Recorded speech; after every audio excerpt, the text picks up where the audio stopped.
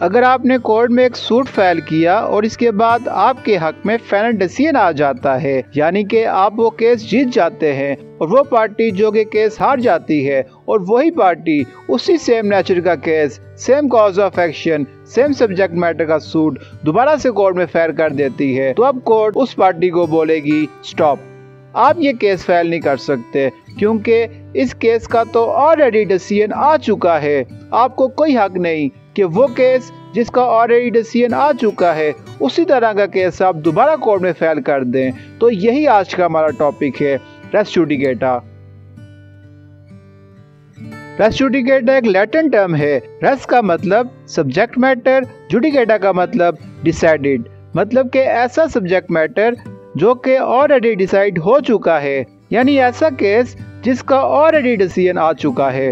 According to the code of civil procedure 1908 section 11 जो कि deal करती है रेस जुडिकेटा को, No court shall try any suit or issue in which the matter directly and substantially in issue has been directly and substantially in issue in a former suit between the same parties or between parties under whom they or any of them claim litigating under the same title in a court competent to try such subsequent suit or the suit in which such suit has been subsequently raised and has been heard and finally decided by such court।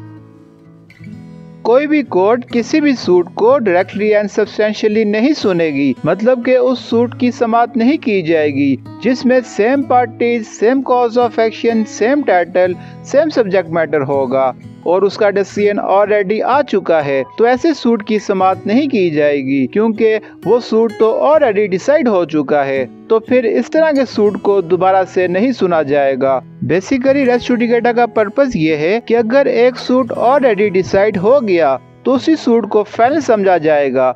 अब एक ही suit को बार बार नहीं सुना जाएगा। जो suit already decide हो चुका, हम उस सूट को दोबारा फाइल नहीं कर सकते, लेकिन उसमें हम अपील, रिव्यू या रिवीजन कर सकते हैं।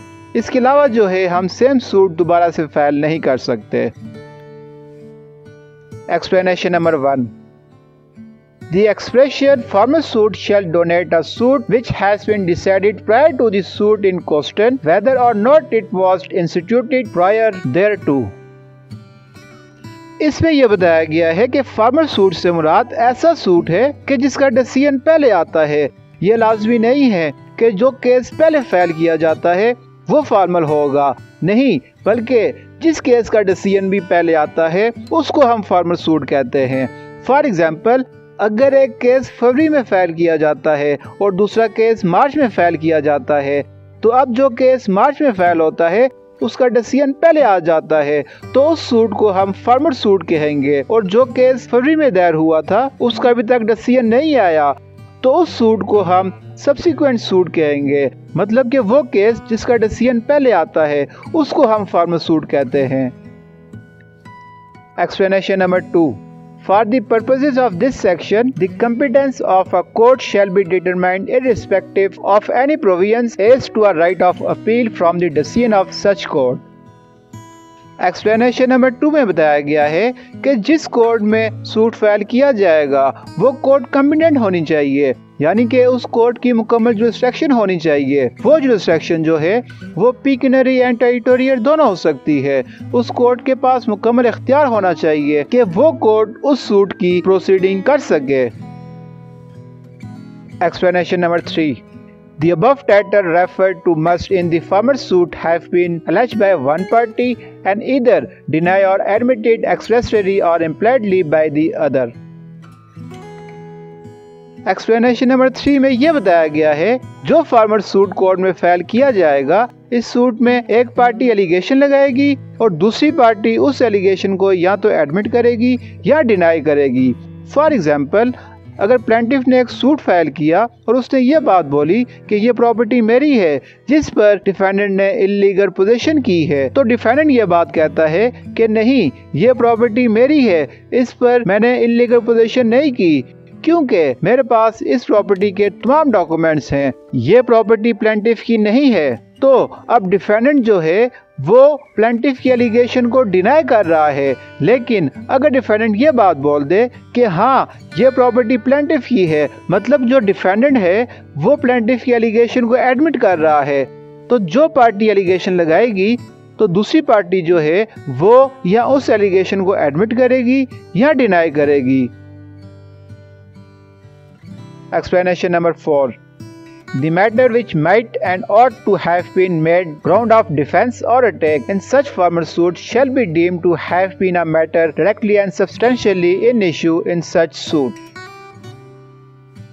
एक्सप्लेनेशन नंबर 4 जो है वो बेसिकली डील करती है कंस्ट्रक्टिव रेस जुडिकेटा को, जिसका मतलब है कि ऐसा इशू जिसको पार्टी अपने पहले वाले सूट में मतलब के फार्मर सूट में रेज कर सकती थी, लेकिन उस पार्टी ने उस इशू को अपने पहले वाले सूट में रेज नहीं किया, तो अब अगर वो पार्टी डिसीजन आने के बाद दोबारा एक और सूट फाइल करती है और वो इशू जो कि इसने अपने पहले वाले सूट में रेज नहीं किया, उस इशू को वो दोबारा से दूसरा सूट फाइल करके रेज करती है, तो इस वक्त कंस्ट्रक्टिव रेस जुडिकेटा अप्लाई होगा और वो पार्टी उस इशू को अब रेज नहीं कर सकती।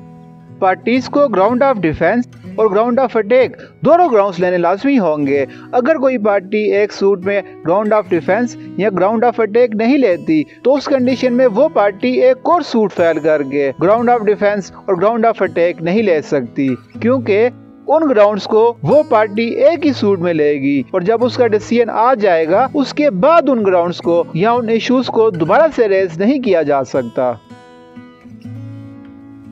फॉर एग्जाम्पल, अगर जॉनी ने एक सूट फाइल किया कि ये प्रॉपर्टी मेरी है जिस पर महा ने इलीगल पोजीशन की है, लेकिन जॉनी ने सब इश्यूज को रेज नहीं किया, मतलब कि जॉनी ने ये तो कहा कि ये प्रॉपर्टी मेरी है, लेकिन जॉनी ने साथ ये बात क्लेम नहीं की कि इस प्रॉपर्टी में महा ने जो डैमेजेस किए हैं उनकी कंपनसेशन भी मुझे दी जाए। नहीं, जॉनी ने ये इशू रेज नहीं किया। तो अब जब फाइनल डिसीजन आ जाता है और ये प्रूव हो जाता है कि ये प्रॉपर्टी जॉनी की है, लेकिन साथ में जॉनी को कंपनसेशन नहीं दी जाएगी क्योंकि जॉनी ने तो कंपनसेशन क्लेम की ही नहीं, तो अब जॉनी दोबारा से एक और सूट फाइल करता है और उसमें ये क्लेम करता है कि मुझे इस प्रॉपर्टी के साथ साथ इसमें जो डैमेजेस हुए हैं उसकी भी कंपनसेशन की जाए। तो जॉनी अब इस इशू को रेज नहीं कर सकता क्योंकि ये इशू जॉनी अपने पहले वाले सूट में क्लेम कर सकता था, लेकिन जॉनी ने ये इशू अपने पहले वाले सूट में क्लेम नहीं किया।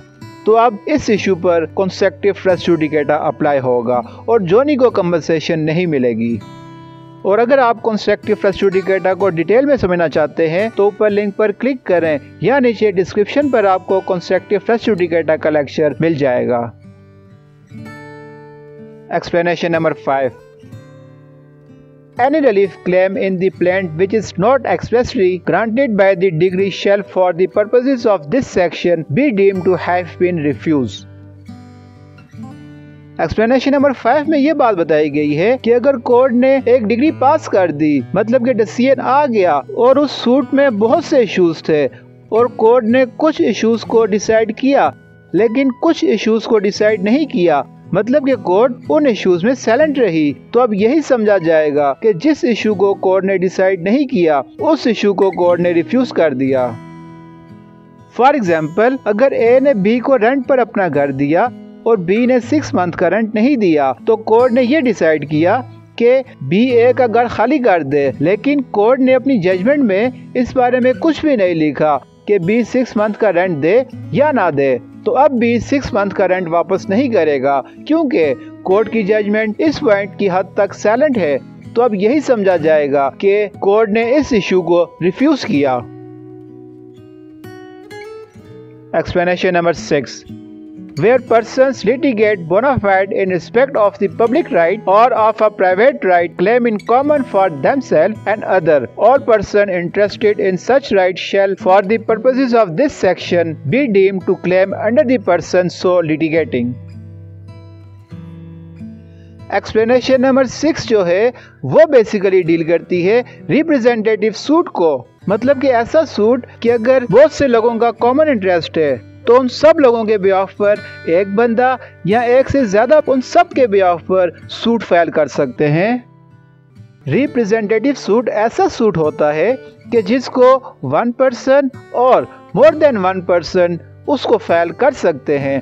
फॉर एग्जाम्पल, अगर जॉनी हर रोज बहुत ऊंची आवाज में सॉन्ग्स लगाता है और नेबर्स डिस्टर्ब होते हैं, तो अलीना ने मोहल्ले वालों के बिहाफ पर जॉनी के अगेंस्ट एक सूट फाइल कर दिया। और जब अलीना सूट फाइल करती है तो इसने सबको नोटिस जारी की है कि मैं आप सब के बिहाफ पर सूट फाइल कर रही हूँ। तो सब ने बोला कि ठीक है, तुम हमारे बिहाफ पर सूट फाइल कर दो। किसी ने भी कोई ऑब्जेक्शन नहीं दिया, और अगर कोई ऑब्जेक्शन करेगा तो उस बेस पर उसके बिहाफ पर सूट फाइल नहीं किया जा सकता। और जब अलीना ने तमाम नेबर्स की मर्जी से सूट फाइल कर दिया, तो अब जब इसका फाइनल डिसीजन आएगा तो वो लोग जॉनी के अगेंस्ट दोबारा से सूट फाइल नहीं कर सकते, क्योंकि इस पर रेस जुडिकेट अप्लाई होगा। और अगर आप रिप्रेजेंटेटिव सूट को डिटेल में समझना चाहते हैं तो ऊपर लिंक पर क्लिक करें, या नीचे डिस्क्रिप्शन पर आपको रिप्रेजेंटेटिव सूट का लेक्चर डिटेल में मिल जाएगा।